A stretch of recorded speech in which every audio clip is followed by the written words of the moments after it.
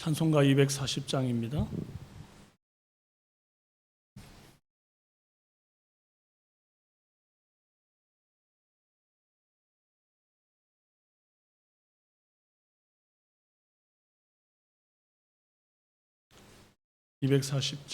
주가 맡긴 모든 역사 찬송합니다.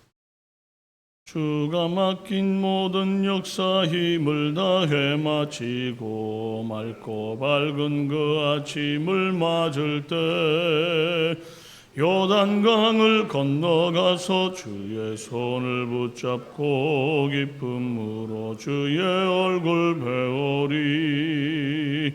나의 주를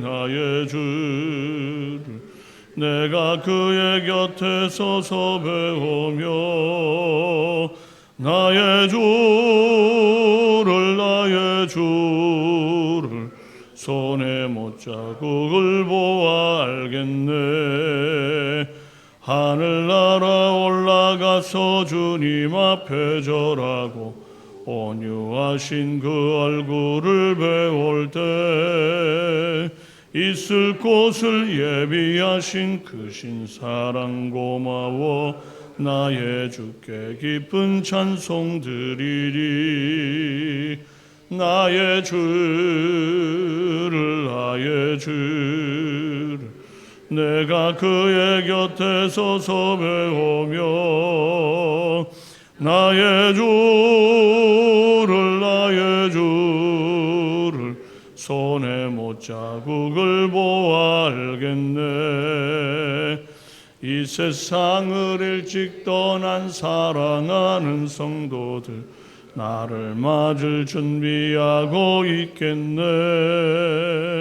저희들과 한 소리로 찬송 부르기 전에 먼저 사랑하는 주를 배우리. 나의 주를 내가 그의 곁에 서서 배우며 나의 주를 손에 못자국을 보아 알겠네. 영화로운 시온성에 들어가서 다닐 때 흰 옷 입고 황금 길을 금고문고 맞추어서 새 노래를 부를 때 세상 고생 모두 잊어버리리. 나의 주를 내가 그의 곁에 서서 배우며 나의 주를 손에 못자국을 보아 알겠네. 사도신경으로 신앙 고백드립니다. 나는 전능하신 아버지 하나님 천지의 창조주를 믿습니다. 나는 그 유일하신 아들 우리 주 예수 그리스도를 믿습니다. 그는 성령으로 잉태되어 동정녀 마리아에게서 나시고 본디오 빌라도에게 고난을 받아 십자가에 못 박혀 죽으시고 장사된 지 사흘 만에 죽은 자 가운데서 다시 살아나셨으며 하늘에 오르시어 전능하신 아버지 하나님 우편에 앉아 계시다가 거기로부터 살아있는 자와 죽은 자를 심판하러 오십니다. 나는 성령을 믿으며 거룩한 공교회와 성도의 교제와 죄를 용서받는 것과 몸의 부활과 영생을 믿습니다. 아멘.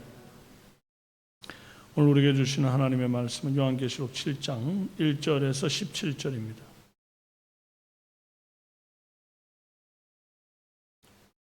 요한계시록 7장 1절에서 17절. 신약성경 406페이지입니다. 교독합니다. 이 일 후에 내가 네 천사가 땅 내 모퉁이에 선 것을 보니 땅의 사방의 바람을 붙잡아 바람으로 하여금 땅에나 바다에나 각종 나무에 불지 못하게 하더라. 또 봄에 다른 천사가 살아계신 하나님의 인을 가지고 해 돋는 데로부터 올라와서 땅과 바다를 해롭게 할 권세를 받은 네 천사를 향하여 큰 소리로 외쳐 이르되 우리가 우리 하나님의 종들의 이마에 인치기까지 땅이나 바다나 나무들을 해하지 말라 하더라. 내가 인침을 받은 자의 수를 들으니 이스라엘 자손의 각 지파 중에서 인침을 받은 자들이 14만 4천이니 유다 지파의 인침을 받은 자가 1만 2천이요 르우벤 지파 중에서 1만 2천이요 갓 지파 중에 1만 2천이요 아사엘 지파 중에 1만 2천이요 납달리 지파 중에 1만 2천이요 므낫세 지파 중에 1만 2천이요 시므온 지파 중에 1만 2천이요 레위 지파 중에 1만 2천이요 이사갈 지파 중에 1만 2천이요 스불론 지파 중에 1만 2천이요 요셉 지파 중에 1만 2천이요 베냐민 지파 중에 인침을 받은 자가 1만 2천이라. 이 일 후에 내가 보니 각 나라와 족속과 백성과 방언에서 아무도 능히 셀 수 없는 큰 무리가 나와 흰 옷을 입고 손에 종려 가지를 들고 보좌 앞과 어린 양 앞에 서서 큰 소리로 외쳐 이르되 구원하심이 보좌에 앉으신 우리 하나님과 어린 양에게 있도다 하니 모든 천사가 보좌와 장로들과 내 생물의 주위에 서 있다가 보좌 앞에 엎드려 얼굴을 대고 하나님께 경배하여 이르되 아멘. 찬송과 영광과 지혜와 감사와 존귀와 권능과 힘이 우리 하나님께 세세토록 있을지어다. 아멘 하더라. 장로 중 하나가 응답하여 나에게 이르되 이 흰옷 입은 자들이 누구며 또 어디서 왔느냐. 내가 말하기를 내 주여 당신이 아시나이다 하니 그가 나에게 이르되 이는 큰 환난에서 나오는 자들인데 어린 양의 피에 그 옷을 씻어 휘게 하였느니라. 그러므로 그들이 하나님의 보좌 앞에 있고 또 그의 성전에서 밤낮 하나님을 섬기며 보좌에 앉으신 이가 그들 위에 장막을 치시리니 그들이 다시는 줄이지도 아니하며 목마르지도 아니하고 해나 아무 뜨거운 기운에 상하지도 아니하리니 함께요. 이는 보좌 가운데 계신 어린 양이 그들의 목자가 되사 생명수 샘으로 인도하시고 하나님께서 그들의 눈에서 모든 눈물을 씻어 주실 것입니다. 아멘. 반갑습니다. 오늘은 14만 4천과 셀 수 없는 무리라는 제목으로 은혜 나눕니다. 오늘은 여섯째 인을 떼신 후에 일어난 사건을 다뤄요. 그리고 여섯째 재앙에서는 하늘이 두루마리 말리듯이 떠나가고 지진이 일어나 산과 섬이 자리를 옮기고 또 믿지 않던 자들은 산과 바위 틈에 숨어서 어린 양의 진노를 피하고자 숨는 것으로 마무리가 됩니다. 그리고 이 일 후에 이제 남아있는 7번째 인을 뗄 시점인데 곧바로 인을 떼지를 않고 멈췄습니다. 1절에 내 천사가 땅 내 모퉁이에 선 것을 보니 땅 사방의 바람을 붙잡아 땅에나 바다에나 각종 나무에 불지 못하게 하더라. 여기 땅 내 모퉁이란 지구가 사각형이다라고 알고 있던 그 천동설적 사상 배경에서 말하는 것이 아닙니다. 이게 동서남북 땅의 사방을 가리키는 히브리식 표현이에요. 그래서 이제 전 지구적으로 온 땅에 이런 표현이라고 보시면 되겠어요. 그리고 바람은 세상에 불어닥칠 심판과 시련의 바람입니다. 그런데 주께서 천사를 보내가지고 이 시련이 지금 당장 곧바로 불지 못하도록 붙들고 있다 이 말입니다. 그 이유는 3절에 이르되 우리가 우리 하나님의 종들의 이마에 인치기까지 땅이나 바다나 나무들을 해하지 말라 하더라 그렇습니다. 하나님의 택하신 백성들에게 미리 인을 쳐서 구별하여 보호하기 위함이었습니다. 마치 구약시대에 애굽의 장자를 치실 때에 이스라엘 백성의 그 가정마다 문설주와 좌우 임방에 어린 양의 피를 바르게 했죠. 그리고 죽음의 재앙이 그들을 피해가게 되었습니다. 하나님은 홍수로 심판하실 때에도 노아의 가정을 구원하셨고 소돔 고모라를 불로 심판하실 때에도 의로운 롯의 가정을 지켜주셨습니다. 마찬가지로 하나님은 세상을 최종적으로 심판하시는 이 날에도 마지막까지 그의 택한 백성을 인쳐 보호하시는 것입니다. 그래서 자기 양을 하나도 잃지 않으신다고 하셨던 그 주님의 말씀이 반드시 성취가 된다는 것이죠. 그 신실한 목자 우리 주님만 따르는 저와 여러분 되기를 바랍니다. 그런데 2절에서 또 봄에 다른 천사가 살아계신 하나님의 인을 가지고 해돋는 데서부터 올라와 땅과 바다를 해롭게 할 권세를 받은 천사를 향하여 큰 소리로 외쳤다. 이런 말씀이 있습니다. 여기서 해돋는 데란 이 동쪽을 가리킵니다. 유난히 우리나라 사람들이 이런 표현에 좀 민감합니다. 해돋는, 동방에 뭐 이런 거 있잖아요. 그래서 구약의 성막의 문이 동쪽에 있고 또 에스겔서 43장 2절에 보면 이스라엘의 하나님의 영광이 동쪽에서부터 오는데 하나님의 음성이 많은 물소리 같고 땅은 그 영광으로 말미암아 빛나니 이런 말씀이 있는데 그 말씀을 따와 가지고는 우리나라야말로 동방에 해돋는 나라 아니냐. 그래서 대한민국에서 메시아가 날 거다. 이런 이단들이 그리 많습니다. 신천지도 이만희 교주가 메시아라 하면서 하나님 마음에 합한 14만 4천 명이 차면 동방의 대한민국을 중심으로 세계의 중심이 재편되고 또 세상을 호령하는 천년 왕국을 누릴 것이다. 그렇게 말했습니다. 이 대한민국이 중심이고 본인이 메시아가 되는 것이죠. 참 어리석은 소리입니다. 세계 지도를 이렇게 평면으로 펼쳐 놓으니까 이쪽은 서양, 이쪽은 동양. 또 동양이라고 하면 우리나라만 어디 동방입니까? 또 지구는 원래 둥글잖아요. 사실 어느 나라인들 해돋는 동쪽이 없는 나라가 어디 있습니까? 그러니까 우리나라를 중심으로 딱 놓고 생각을 하고 보니까 꼭 예전에 중국 사람들이 중원 사상을 가지고 있어. 우리가 중심이다. 그러니까 다른 건 다 아류고 다른 건 다 정말 이런 뭐 오랑캐들이고 이렇게 보는 거 아닙니까? 그래서 결국 많은 문제들을 이야기하게 되는 것입니다. 결국엔 다 그냥 이웃 나라에 불과하고 우리도 또 다른 나라에게 이웃 나라인데 그래서 우리 중심으로 보니까 뭐 다른 건 다 뭐 사람도 아니고 뭐 오랑캐들. 그러면 결국 화평이 깨지고 분쟁이 일어나는 것이죠. 여러분, 이건 단지 위치적으로 놓고 볼 때에 이제 그런 어리석은 생각들을 하게 되는 것인데 하나님의 말씀을 너무나 가볍게 취급하는 그런 경향들이 있습니다. 4절에 내가 인침받은 자의 수를 들으니 이스라엘 자손의 각 지파 중에서 인침받은 자들이 14만 4천이니 조금 전에도 이제 뭐 신천지 같은 경우에 처음에는 14만 4천 명이 모이면 이제 각 지파 자기들마다 지파가 있잖아요.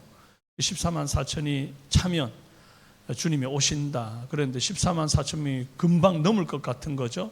그래서 이거 말을 바꿨잖아요. 하나님 마음에 합한 14만 4천 명이 모이면 된다. 이미 지금 신도 수로 따지면 14만 4천 명이 넘었대거든요. 근데 아직 하나님 마음에 합한 14만 4천 명이 아니라서 그렇다. 이렇게 이제 말을 바꿔놓은 상태니까 이제 뭐 끝도 없는 거죠. 여러분, 왜 이렇게 14만 4천이라는 수에 목을 맬까요? 이단들이. 이게 뭐 신천지만 그런 게 아니거든요. 14만 4천은 상징적인 수입니다. 12 곱하기 12가 144고 거기에 곱하기 1000을 하면 14만 4천이 되죠. 이것은 구약 백성의 대표 12지파 그리고 신약 백성의 대표 12사도를 곱해서 144에다가 이스라엘에서 완전성과 무한성을 나타내는 이 표현으로 1000을 곱하는 거예요. 이제 이스라엘 사람들은 1000은 무한의 수다. 이런 어떤 그 수적인 사고를 가지고 있습니다. 3은 완전수고 6은 불완전수고 7은 또 완전수고 뭐 이런 거 있잖아요. 그걸 뉴머롤리지라고 이 수를 가지고 학을 이제 어떤 그 만들고 연구하는 그런 학문이 있거든요. 그 이스라엘의 학문인 그런 어떤 사상과 사고 속에서 이런 상징들을 풀어갈 때 보면 신약과 구약 전체를 놓고 말씀의 입각에서 이 내용을 보게 될 때에 구약 대표 12지파 그리고 신약 대표 12사도 그것을 곱한 다음 거기다가 무한성을 나타내는 1000을 곱하면 14만 4천이 되더라. 그래서 결국 뭘 말하는 겁니까? 구약의 여호와 하나님을 믿었던 하나님의 백성, 그리고 신약에 하나님을 믿는 하나님의 백성, 그것이 정말 헤아릴 수 없이 많은 수로 주 앞에 서게 된다, 그런 의미인 거지 딱 14만 4천 명이다 이렇게 말한 것이 아니다 이 말이에요. 그리고 5절에서 8절까지 이제 구약을 대표하는 각 지파 중에 1만 2천씩 계산해서 14만 4천 명이 됩니다.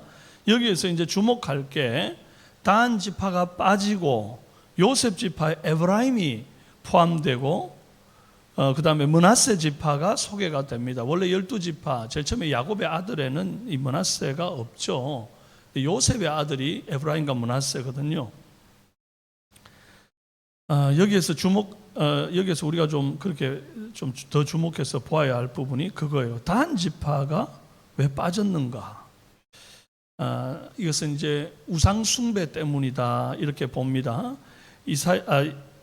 사사기 19장 30절 31절에 보면 단 자손이 자기들을 위하여 그 새긴 신상을 세웠고 하나님의 집이 실로에 있을 동안에 미가가 만든 바 새긴 신상이 단 자손에게 있었더라.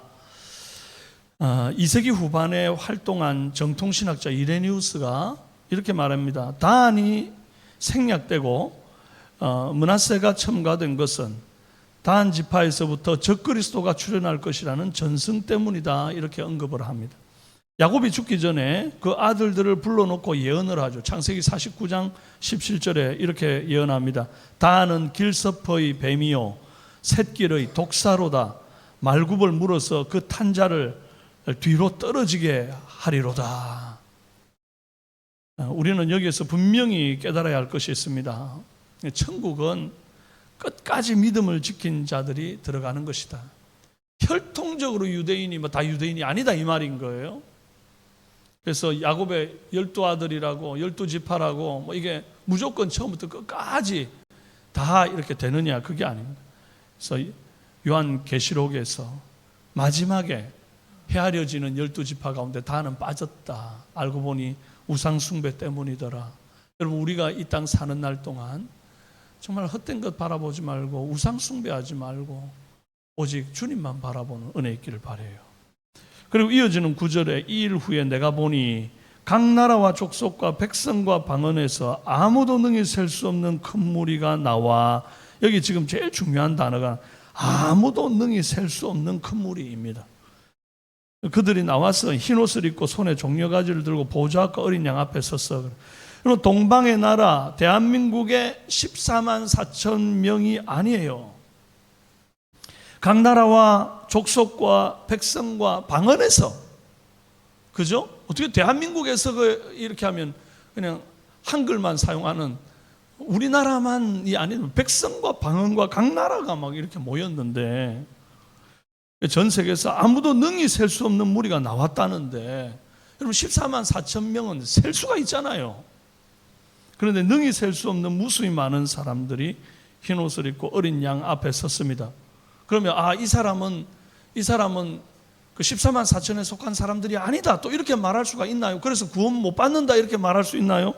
그렇지 않아요. 13절에 보면 장로 중 하나가 응답하여 나에게 이르되 이 흰옷 입은 자들이 누구며 또 어디서 왔느냐? 정체를 14절에 밝힙니다. 내가 말하기를 내 주여 당신이 아시다시피 아시나이다 하니 그가 나에게 이르되 이는 큰 환난에서 나오는 자들인데 어린 양의 피에 그 옷을 씻어 희게 하였느니라. 아니 이 흰옷 입은 자들, 어린 양의 피에 옷을 씻어서 희게 된 자들이 천국 가는 백성 아니면 누구냐고요. 계시록 3장 5절에 이기는 자는 이와 같이 흰옷을 입을 것이요 내가 그 이름을 생명책에서 결코 지우지 아니하고 내 이름을 내 아버지 앞과 그의 천사들 앞에서 시인하리라. 그러니까 이 흰옷 입은 자들, 무수히 셀 수 없이 많은 자들, 나라와 족속과 백성과 방언 가운데서 모인 이 사람들은 다 흰옷을 입었는데, 흰옷은 아무나 입는 게 아니고 이기는 자들만 입는 것이고, 이것이 예수 그리스도의 피에 옷을 빤 그런 사람들이고, 이 사람들이야말로 그 이름이 생명책에 기록되어서 결코 지워지지 않는 사람들이고, 나중에 나중에 예수님께서 하나님 앞에서 그 천사들 앞에서 그 이름을 다 시인해 주시는 그런 이름인 거예요. 그러니까 14만 4천 명을 어떻게 제한된 그 수로 볼 수 있겠느냐 이 말이에요. 불가하다.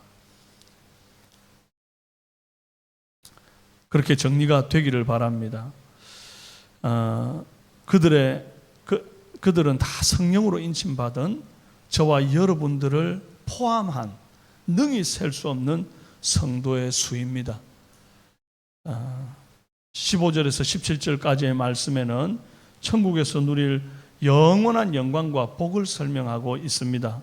하나님의 보좌 앞에 있고 밤낮 하나님을 섬기며 하나님이 그들 위에 장막을 치십니다.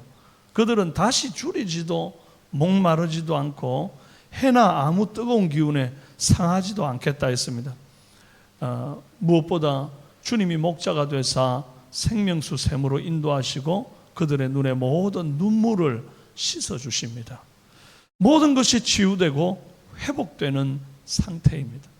우리가 그토록 바라던 에덴의 회복이고 정말 주께서 우리를 창조하실 때 범죄하기 전의 상태로 돌아가는, 오히려 그보다 더 나은 상태로 돌아가는 그런 회복이에요.